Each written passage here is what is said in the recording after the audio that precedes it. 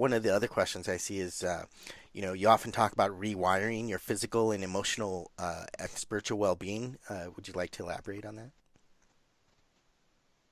Well, we always talk about in science and neuroscientists, which I am not, but neuroscience talks about the brain having a plasticity, meaning it's not just a static blob of protoplasm between our ears.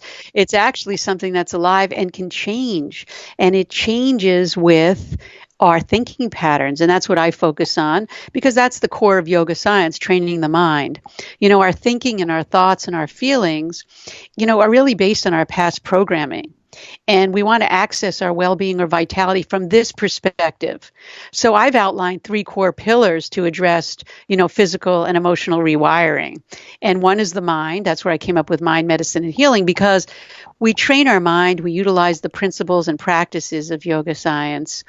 For example, when we learn to collect, contain, and concentrate the energy of our mind, we can heal, nourish, and transform ourselves. I mean, it's that simple. Our mindfulness and focus and meditation training programs offer the opportunity to learn how to do this. We don't just speak the soundbite to do it. We actually give you the knowledge and the practice, because the practice enables you to digest the experience, and that's how you get it programmed and into your own mind field, and it changes. That's where you get your change in your brain. Because remember, and I always say this over and over again, the energy of the mind is the essence of life. And then I have medicine, but I'm not talking about medicine from an allopathic perspective. We go to the ancient wisdom of the intention of what medicine was all about. So medicine is something that we attend to our digestive function. And that's the focus of all our training in food as medicine. It's really working with the digestive system, because all ancient traditions focus on digestion, digestion, digestion. And Western science in the last decade has come to awaken to this, even though in the 1800s we could find studies on the gut microbiome and moods and thinking patterns and how our health is either supported or not supported. Because remember, food, which could be thinking, experience, relationships, food that feeds the mind, that becomes our consciousness.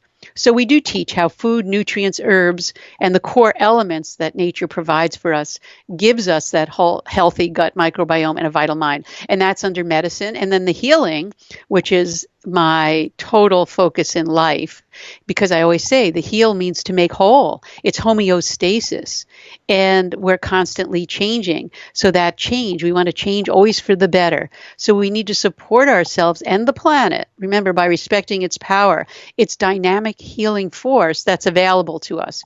We all have that precious mixture within ourselves to heal.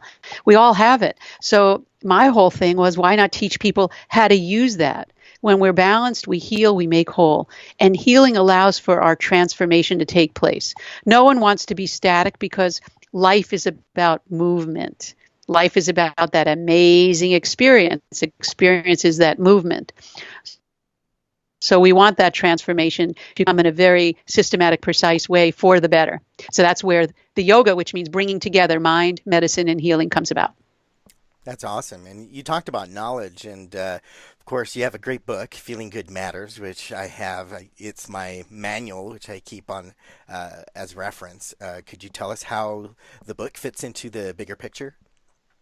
Well, I really had trouble with the title, because I said, what do I title the yoga of mind, medicine, and healing? Because people, maybe that should have been the title. But I was working with someone who is one of my students in the program for the meditation training, and most of them are licensed medical practitioners. And she had a program where she said, feeling good does matter. She worked in psychiatry.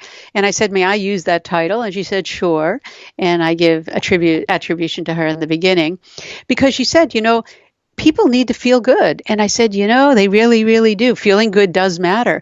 When you don't feel good, it's hard to sit down and meditate. It's hard to be, as we talk about it, overcome the inertia, to move forward in life, to make that transformation. So I called it Feeling Good Matters. And for me, I like things in a very systematic way. So I put it into 12 objects that matter, or 12 things that matter. And I talk about the gut in the first 3 chapters, I believe, or the first 3 lessons. I talk about the brain and the mind working together on that. And then in the end, I talk about healing. How do we make ourselves whole? And that's where I introduce the meditation.